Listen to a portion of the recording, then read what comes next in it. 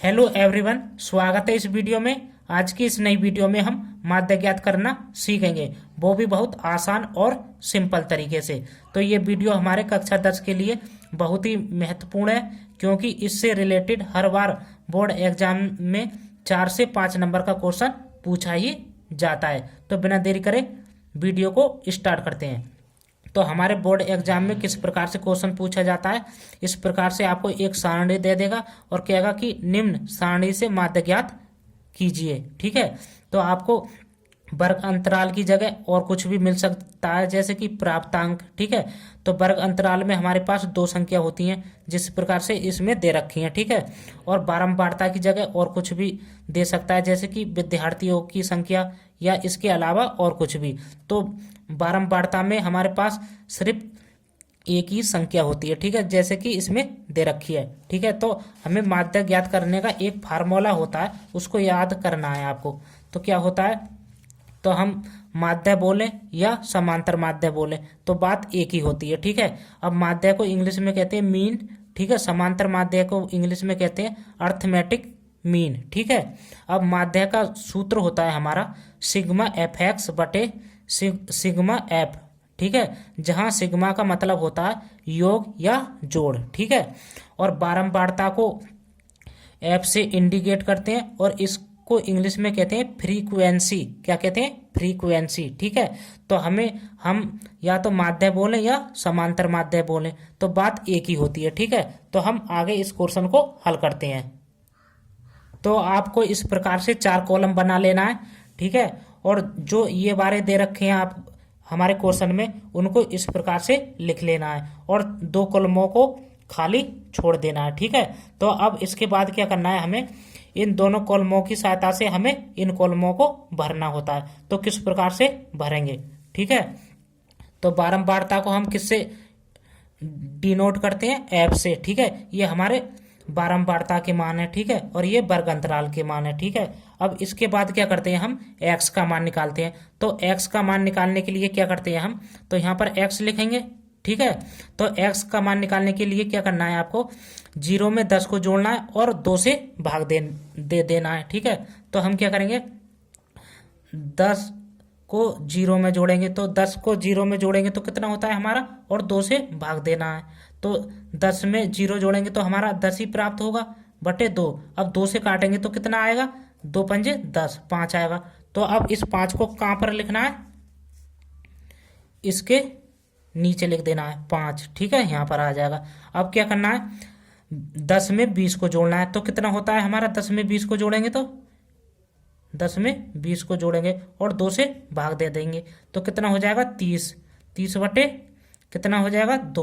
2 से काटेंगे तो कितनी बार में कटेगा, 2 पंजे 2 कम 2, 2 पंजे 10। ठीक है, 15 बार में कटेगा हमारा, तो 15 को यहाँ लिख देंगे। ठीक है, अब इसके बाद क्या करना है, 20 में 30 को जोड़ेंगे। जब 20 में 30 को जोड़ेंगे तो कितना हो जाएगा हमारा 50।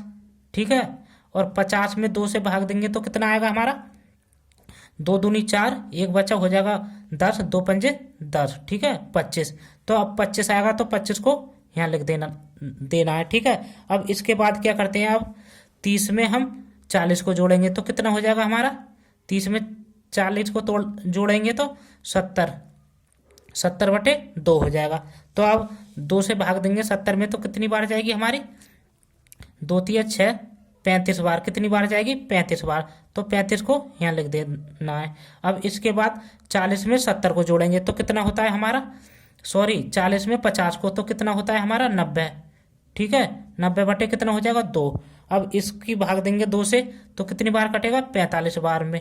ठीक है, तो 45 को हमें यहाँ पर लिख देना है। ठीक है, अब ये काम आपको रफ कॉपी में करना है, ना कि इसमें। ठीक है, अब इसके बाद क्या करते हैं हम, ये हमारे x के मान आ गए सभी। अब निकालना है हमें f गुणा x का मान। f x का मान निकालने के लिए क्या करना है, अब इनकी गुणा हम आपस में कराते हैं, यानी 3 की गुणा 5 के साथ कराएंगे तो कितना होता है, 3 पंजे 15। ठीक है, 15 हो जाएगा। अब 10 की गुणा 15 के साथ कराएंगे तो कितना हो जाएगा हमारा 150। ठीक है, अब 11 की गुणा 25 के साथ कराएंगे तो गुणा करके आपको देख लेना है। तो क्या करना है, 11 की गुणा 25 के साथ कराएंगे तो कितना हो जाएगा हमारा 75, ठीक है।